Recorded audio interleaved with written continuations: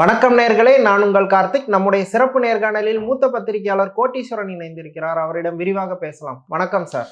நேர்களுக்கு அன்பு வணக்கம் சார், அண்ணாமலை செய்தியாளர் சந்திப்புல பேசும்போது பீகார்ல பஞ்சபாண்டவர்கள் மாதிரி ஒற்றுமையா இருந்ததுனால தேர்தல்ல மிகப்பெரிய வெற்றி அடைஞ்சாங்க. அது மாதிரி தமிழ்நாட்டிலையும் ஒற்றுமையா இருக்கணும் அப்படின்ட்டு டிடிவி ஓபிஎஸ் கூட்டணியில இணைக்கிற மாதிரி மறைமுகமா பேசியிருக்கிறாரு. அவருடைய பேச்சை நீங்க எப்படி பாக்குறீங்க? அதிமுகவில் ஓபிஎஸ் அவர்களையும் டிடிவி தினகரன் அவர்களை சேர்க்கக்கூடாது அப்படின்ற மாதிரி, இல்லை சேர்க்கமாய் மாட்டேன் நான் இனிமேட்டு அது முடிஞ்சது அப்படின்ற மாதிரி எடப்பாடி பழனிசாமி அவர்கள் பேசிகிட்டு இருக்காரு. அண்ணாமலை அதிமுகவில் அவங்க சேர்த்துக்கணும்னு சொல்கிறாரா, இல்லை கூட்டணியில் சேர்க்கிறாரா, அது தெளிவாக சொல்கிறாரான்றது கொஞ்சம் நமக்கு இன்னும் அது வெளிச்சம் தேவை. ஒன்று. இரண்டாவது, இந்த பிரச்சனைக்கெல்லாம் காரணமே பாரதிய ஜனதா கட்சி தான். இவர்கள் இப்போ செங்கோட்டையனை அங்கே கூப்பிட்டு பேசினது, டெல்லியில் பாரதிய ஜனதா கட்சியினுடைய முன்னணி தலைவர்கள் செங்கோட்டையன் அவர்கிட்ட பேசினது, கொண்டது, இதெல்லாம் பிரச்சனையை மேலும் பெருசாக்கி விட்டார். அப்போது ஒரு கட்சியில் ஒரு தலைமையில் பேசுகிறோம் அப்படின்னும் போது அந்த தலைமையிலோடு பேசினா தான் எந்த ஒரு கட்சி தலைவருமே அதை கேட்கக்கூடிய நிலை. அப்படி பார்க்கும்போது எடப்பாடி பழனிசாமி அவர்களோட அந்த அடம் என்பதும் அதிகமாக இருக்குது. அப்போ விட்டு கொடுப்பவர்கள் கெட்டு போவதில்லைன்னு ஒரு பழமொழியும் இருக்குது. அந்த பழமொழியும் அவர் ஏற்றுக்கிற மாதிரி தெரியல. அதே நேரத்தில் அனைத்து இந்திய அண்ணா திராவிட முன்னேற்ற கழகம்னா ஒரு பொதுச் செயலர் அது நான் தான் அப்படின்றதுலையும் ஆணித்தனமாக இருக்கிறார். அப்போ அண்ணாமலை அவர்கள் எதை மனசில் வச்சு சொல்கிறாரு? ஒருவேளை அதிமுகவை பலப்படுத்தணும், அதனால் இவங்களெல்லாம் நான் சேர்த்து சேரணும் அப்படின்னு அதை மையமாக வச்சு சொன்னார்னா அது நடக்க போகிறது இல்லை. ஒன்று. இரண்டாவது, ஒருவேளை கூட்டணியில் ஐயா ஓபிஎஸ் அவர்களோ டிடிவி தினகரன் அவர்களோ சேருவாங்க அப்படின்னா அது மேபி என்டிஏ கூட்டணிக்கு அது ஒரு பலம் தான். அது எதை மனசில் வச்சு அவர் சொல்கிறாருன்னு பார்க்கணும். ஆனால் இந்த பிரச்சனைகள் அதிகமாக ஆனதுக்கு காரணம் பாரதிய ஜனதா கட்சி தான். அதனால் நம்ம தேர்தல் நேரத்தில் பார்க்கணும். ஜனவரி பிப்ரவரி மாதத்தில் என்னன்றது தெரிய வரும். ஓகே, அதான் இப்போ நீங்கள் சொன்ன இந்த பாயிண்ட்ல தான் அண்ணாமலையும் பேசுகிறாரு. லாஸ்ட் நாடாளுமன்ற தேர்தலில் டிடிவி தினகரன் ஓபிஎஸ் உங்கள் கூட்டணியில் இருந்தாங்க, இந்த முறை அவங்க கூட்டணியில் இல்லையா, வருத்தப்படுறீங்களான்னு கேட்கும்போது இல்லை, தேர்தலுக்கு இன்னும் நிறைய காலம் இருக்குது, எல்லாம் நல்லபடியாக நடக்கும்னு ஒரு சூட்சமமாக பேசுகிறாரு. அவங்க கூட்டணிக்குள்ளே வர்றதுக்கான வாய்ப்பு இருக்கா, டிடிவியோ ஓபிஎஸ்ஓ? இன்னைக்கு தேதியில் ஐயா ஓபிஎஸ் அவர்களுக்கு வேறு வாய்ப்பு இல்லை. ஒன்று, திமுகவோட ஆதரவு கரம் சேர்த்து அவர்களோட ஒன்று வேலை செய்யணும். இல்லைனா அதிமுகவுக்கு டைரெக்டாக வர முடியாது. பட் என்டிஏ கூட்டணியில் ஒரு அங்கமாக பண்ணணும். பட் இவர்கள் போய் முதலமைச்சரை சந்தித்தது, திமுக தான் ஜெயிக்குன்னு சொன்னது, அதெல்லாம் ஒரு தலைமை பண்புக்கு எடுத்துக்காட்டாக இல்லை. அதனால் ரெண்டு விஷயம் இருக்குது. ஒன்று, என்டிஏல அவர் திருப்பி சேருவாரா, அகாமடேட் ஆவாரான்றது பார்க்கணும். பட் அவர்கிட்டேருந்து சமிக்கைகள் திரும்பியும் பீகாரில் தேர்தல் வெற்றி பெற்றவங்க உடனடியாக முதல்ல ஐ திங்க் வாழ்த்து சொன்னது அவர் தான் நினைக்கிறேன். வேக வேகமாக போய் வாழ்த்து சொல்லியிருக்காரு. ஐயா ஓபிஎஸ் கூட பரவாயில்ல. டிடிவி தினகரன் அவர்களை பொறுத்தவரையிலும் என்டிஏ கூட்டணியில் அவர் வந்துடுவார் அப்படின்ட்டு தான் பேசப்பட்டது. திடீர்னு எடப்பாடி பழனிசாமி அவர்கள் தலைமையை நான் ஏற்றுக்க மாட்டேன், ஒரு காலமும் பண்ணிக்க மாட்டேன் அப்படின்னு சொல்லிட்டு பாரதிய ஜனதா கட்சியை பேசினதெல்லாம் உண்டு. அதனால் இரண்டு சைடும் இருக்குது.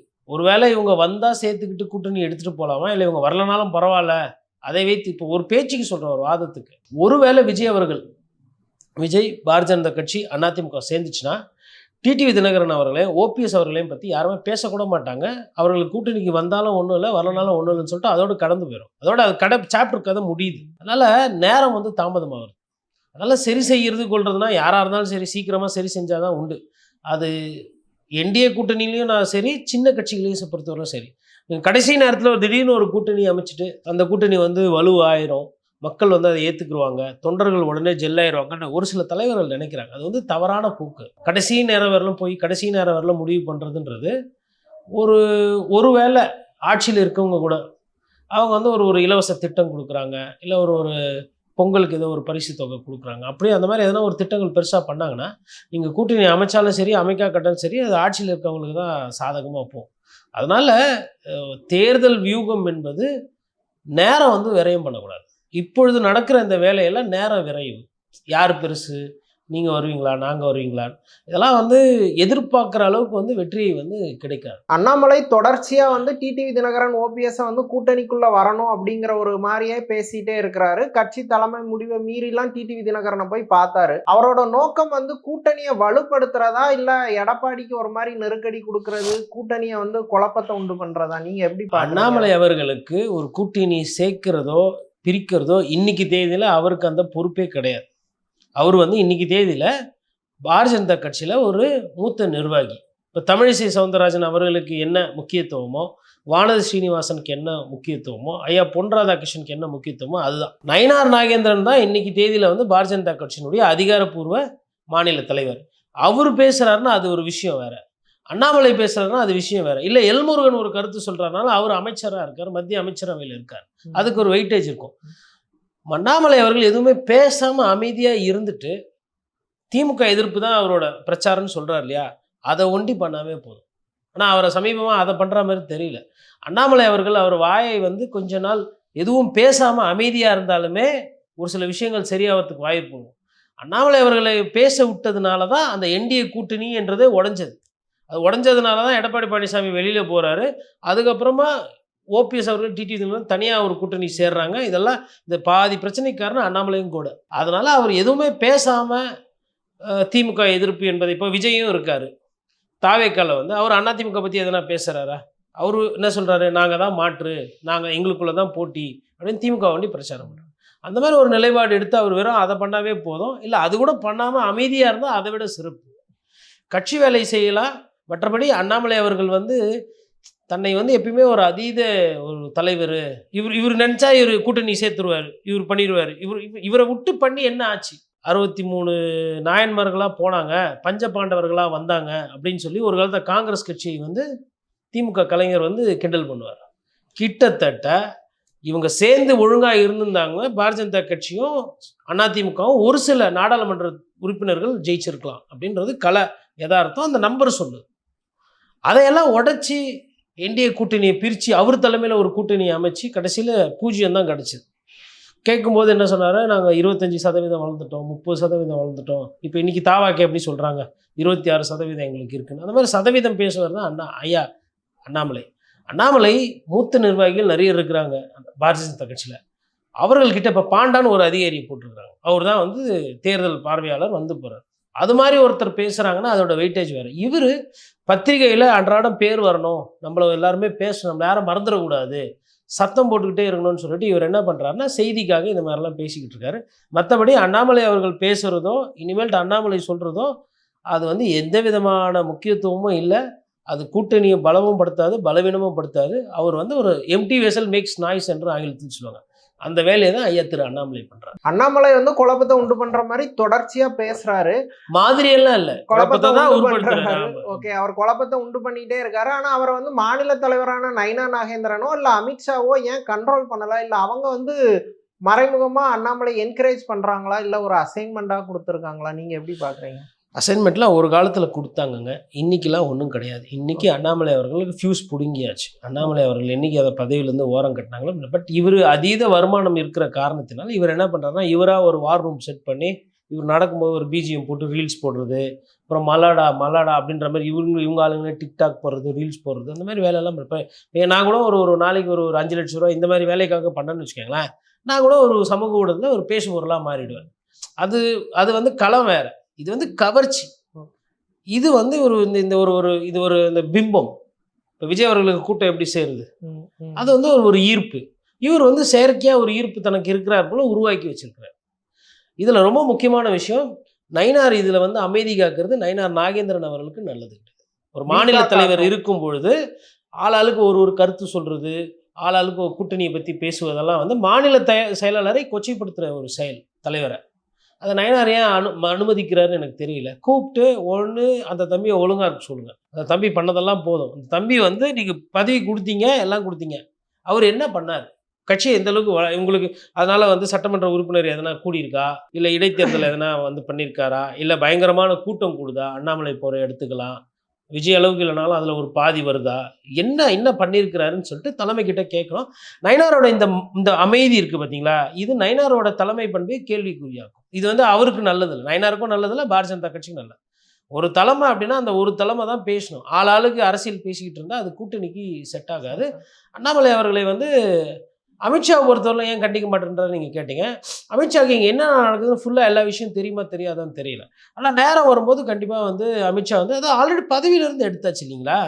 பதவியிலேருந்து எடுக்கிறாங்கன்னா என்ன அர்த்தம், உங்களோட வேலை ஈடுபாடுகளில் அவருக்கு சந்தோஷம் இல்லை, அவங்க எதிர்பார்த்ததை நீங்கள் பண்ணி கொடுக்கலன்றதான் அர்த்தம். ஆனால் இங்கே இவர் என்ன பண்ணுறாருன்னா, அந்த வர்ச்சுவல் வாரியர்ஸ் என்று சொல்லுவாங்க, வார் ரூம் அமைத்து விட்டு ஒரு 20 இன்ஜினியர்ஸை வேலைக்கு எடுத்துகிட்டு அவங்க என்ன பண்ணுவாங்க, டெய்லி ஒரு மீம்ஸு, இப்போ நம்ம இப்போ பேசுகிறோம் இல்லைங்களா, நம்மளை கிண்டல் பண்ணி போட்டு ஹஹா ஹூ ஹூ ஹூ பூ ஹஹா இப்படி ஒரு 4 வார்த்தையை போட்டு விட்டு அப்படியே அரசியல். இதுதான் அரசியல், அவர்களுக்கு தெரிஞ்ச அரசியல். சொந்தமாக சட்டமன்ற உறுப்பினர் ஜெயிக்கலை அண்ணாமலை. உண்மையிலேயே முதலமைச்சர் வேட்பாளர் அண்ணாமலைக்காக சிஎம் சொல்லிட்டு பேசுகிறீங்களே, உங்களால் சட்டமன்ற உறுப்பினர் கூட ஜெயிக்க முடியல. நீங்கள் எப்படி முதலமைச்சராக ஆக முடியும்? ஃபஸ்ட்டு. சரி, ரெண்டாவது, குறைந்தபட்சம் கோயம்புத்தூரில் அப்படி இப்படி வளர்ந்துட்டோன்னு சொல்லிட்டு போய் நின்னீங்க. கோயம்புத்தூரில் உங்களால் ஜெயிக்க முடிஞ்சது. ஸோ தனிப்பட்ட முறையில் சொந்தமாக ஜெயிக்க முடியாத ஒரு தலைவர், ஆனால் ஒன்று இந்த மாதிரி தன்னோட சக்திக்கும் தன்னோட இயல்புக்கும் மீறின விஷயங்கள் கூட்டணி என்பது. அமித்ஷா இப்போ கிட்ட போய் கேட்குறாங்க, என்ன சொல்கிறாரு? இந்த மாதிரி எக்ஸ்ட்ராவாக பேசுகிறாரு அமித்ஷா. என்ன சொல்கிறாரு? நல்ல கூட்டணி வரும், பிரம்மாண்டமான ஒரு கூட்டணி அமையும், இன்னும் நேரம் இருக்குது, அப்புறமா சொல்கிறோம், என்டிஏ பலப்படும். இதெல்லாமே வந்து ஒன் வேர்டில் தான் அவர் நிறைய பத்திரிகைகளை கேட்குறாங்க. இதே கேள்வியை அமித்ஷா கிட்ட நிறைய பத்திரிகையாளர் கேட்குறாங்க. வட இந்தியாவில் கேட்குறாங்க, தென் இந்தியாவில் கேட்குறாங்க. என்ன சொல்கிறாரு? தலைமை வந்து அதிமுக, முதலமைச்சர் வேட்பாளர் அதிமுக. அவ்வளோதான்.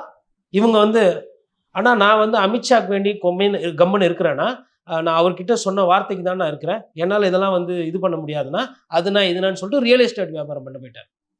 திரும்பவும் சொல்கிறேன், முக்கால்வாசி பிரச்சனைக்கு காரணம் அண்ணாமலை. சமீபமாக பேசுறது ஒன்று, செய்யறது வேற, அவரோட நோக்கம் வேற. தமிழகத்தில் இன்னைக்கு அண்ணாமலை வந்து திமுகவில் இருக்கவங்க யாருன்னா கிண்டல் பண்ணுறாங்களா? இல்லை திமுக பேச்சாளர் எதுனா இப்போ சமீபமாக அண்ணாமலை பேசுகிறாங்களா? இல்லை. என்ன அர்த்தம்? என்ன நடக்குது? இதுதான் இது பிஜேபியில் இருக்கவங்களே கேட்குறாங்க. அண்ணாமலை அவர்களை பொறுத்தவரை இந்த வார்த்தை ஜாலங்களில் மிகப்பெரிய கெட்டிக்காரர். அதனால் தொடர்ந்து அவர் பண்ணுவார். நாளைக்கு கூட என்ன பண்ணுவார்னா, எங்கன்னா ஒரு போராட்டம் ஒன்று போட்டு வேண்டும் வேண்டும் மீண்டும் வேண்டும் எடப்பாடியார் முதல்வராக வேண்டும் கூட சொல்லுவார். என்னங்க இவர் தான் ஒரு காலத்தில் தற்குறிலாம் பேசினாரு அப்படின்னா, அது அன்னைக்கு வேற இன்னைக்கு வேற அப்படின்னு மாற்றி பேசுவார். அண்ணாமலை அவர்களுக்கு அந்த காழ்ப்புணர்ச்சி இருக்கு. அவரோட பதவி போனதுக்கு காரணம் எடப்பாடி பழனிசாமி என்று அவர் நினைக்கிறார். அவரோட செயல் தான் அதற்கு காரணம். நீங்கள் எப்படி மற்ற கட்சி உட்கட்சி விவகாரத்தை நீங்கள் தலையிட்டீங்களோ, அன்றைக்கி அவங்க வந்து கூட்டணின்னு வரும்போது அவர் ஒரு சில விஷயம் எடுப்பார். இவர் வந்து என்ன பண்ணார்னா, ஓபிஎஸ் அவர்களுக்கு டிடிவி நம்பிக்கை கொடுத்தார். என்ன நம்பிக்கை கொடுத்தாரு?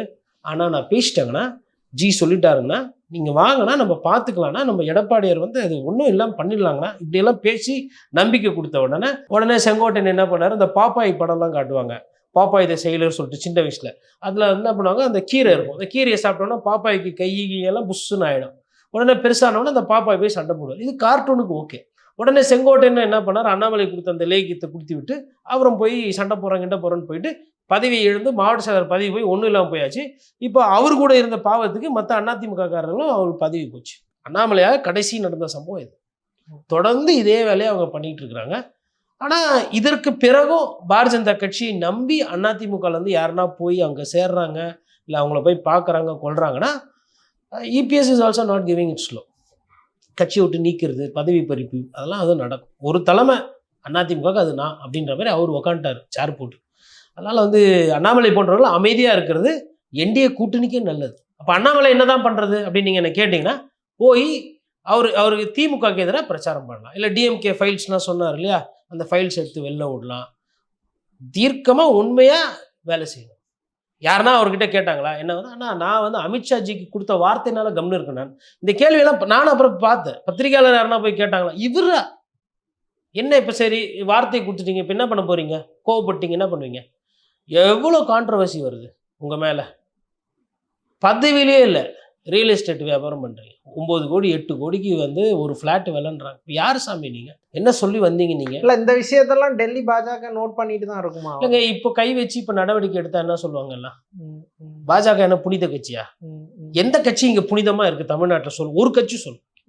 ஏன்னா ஒரு கட்சி உண்மையிலே கம்யூனிஸ்ட் தோழர்கள் போல, கம்யூனிஸ்ட் கட்சிகள் போல, ஐயா சங்கர் ஐயா போலவோ, இல்லை யாருன்னா ஒருத்தர் அந்த குடும்பத்தை போலவோ யாருன்னா இருக்கிறாங்களா? இல்லை, என் கண்ணெதிராக நான் தேடி பார்க்குறேன், யாருமே இல்லை. அப்போது பாரதிய ஜனதா கட்சி இன்றைக்கி அண்ணாமலை வந்து ஒரு ஆக்ஷன் எடுக்கிறாங்க, இல்லை அமலாக்கத்துறையே வருது ரைடு கிடுனா என்ன ஆகும்னா பாருங்கள், அவங்க கட்சியிலே இந்த அந்தஸ்து இருக்குது. ஆட்சிக்கும் வரல, எதிர்கட்சியாகவும் இல்லை, ஆளுங்கட்சியாகவும் இல்லாமலே அண்ணாமலை அவர்கள் இவ்வளவு பண்ணியிருக்காரு அப்படின்வாங்க. அதனால் தேர்தல் வேறுனா அண்ணாமலை தொட மாட்டாங்க. மேபி பதவி பறிப்பு இந்த சைடில் ஓரமாக தள்ளுவாங்களே தவிர்த்து நடவடிக்கைலாம் அண்ணாமலை மீது எடுக்க மாட்டாங்க. ஆனால் அவர் அடங்காமல் இது மாதிரி எதனா பண்ணியிருந்தா அவருக்கு வேறு சில எதிர்வினைகள் வரும். இப்போ ஆக்சுவலி எடப்பாடி பழனிசாமி பாஜக கூட கூட்டணி வச்சு ஸ்மார்ட்டாக ப்ளே பண்ணி அண்ணாமலையை வந்து கார்னர் பண்ணாரு. ஆனால் அவர் கொடுக்குற அந்த குடைச்சலை வந்து அவரால் கண்ட்ரோல் பண்ண முடியல, ஈவன் எடப்பாடியாலையுமே. இல்லை அதற்கு வந்துங்க இபிஎஸ் வந்துட்டு அதை பற்றி திருப்பி திருப்பி பேசிகிட்டு இருந்தா ஒரு முன்னாள் முதலமைச்சர் எதிர்க்கட்சி தலைவர் அதை பற்றி பேசினா நல்லா போகாது.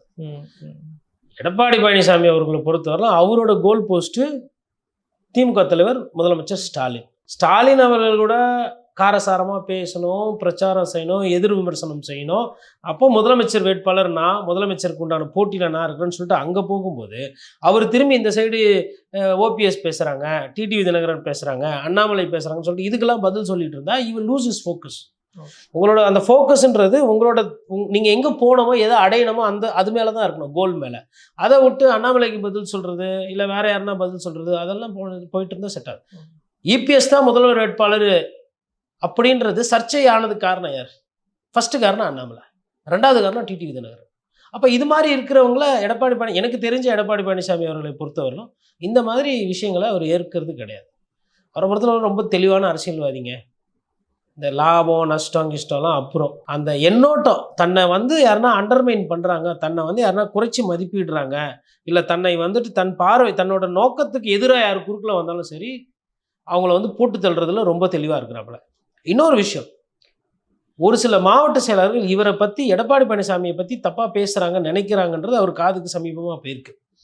அப்போ அதை சொன்னவங்க கிட்ட அவர் சொல்லியிருக்கிறாரு, என்னை பற்றி பேசட்டும், எனக்கு அதை பற்றி பிரச்சனை கிடையாது, எல்லாரையும் வந்து கட்சி விட்டு நீக்கணுன்றது அவசியமே கிடையாது, அவங்க தேர்தல் வேலையும் கட்சி வேலையும் செய்கிற வரலாம் நான் அவங்கள வந்து எதுவுமே பண்ண மாட்டேன், அவங்க என்னைக்கு வேலை செய்யாமல் கட்சி வேலை செய்யாமல் என்னை பற்றி பேசுகிறாங்களோ அன்னைக்கு அவங்களுக்கு இருக்குது பதவி பறிப்புன்னு சொல்லிட்டு அவரோட க்ளோஸ் சர்க்கிளில் பேசியிருக்கு.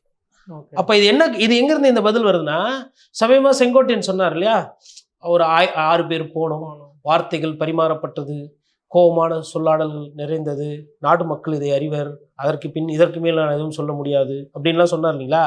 அப்போ நடந்த விஷயம்.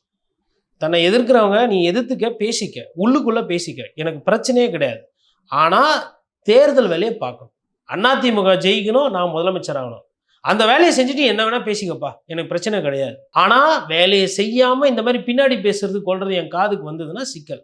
இதை போய் கம்ப்ளைண்ட்டாக சொல்கிறாங்க பாருங்கள், அவங்க கிட்ட என்ன சொல்லி அமைச்சிருக்காரு, போய் வேலை எதுனா கட்சி வேலை எதுனா இருந்தால் போய் பாரு, தேர்தல் வருது தேர்தல் வேலையை பாரு, இந்த அவங்கள பற்றி சொல்கிறது இவங்கள பற்றி நீங்கள் எல்லாம் யாருன்னு எனக்கு தெரியும்னு சொல்லி அமைச்சிருக்கு.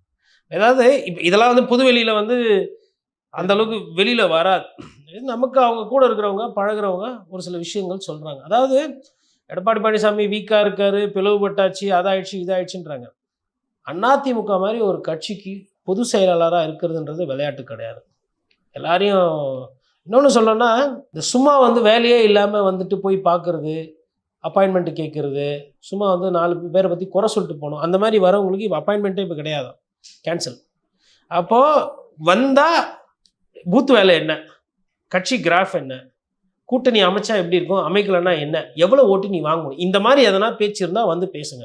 இந்த சும்மா பூங்கொத்து எடுத்துன்னு வருது, புஸ்தகம் கொடுக்குறது, சால்வை போடுறது, வணக்கம் வைக்கிறது, இந்த மாதிரி வேலைலாம் வேணாம் அப்படின்ற. ஊரில் எதனா போராட்டம் வச்சுருக்கிறியா, வரேன். கட்சியில் 10 பேர் சேர்க்க போகிறீங்களா, வரேன். இல்லை திமுக எதிர்த்து எதனா பேரணி கீரணி அந்த மாதிரி இருந்தால் வாங்க.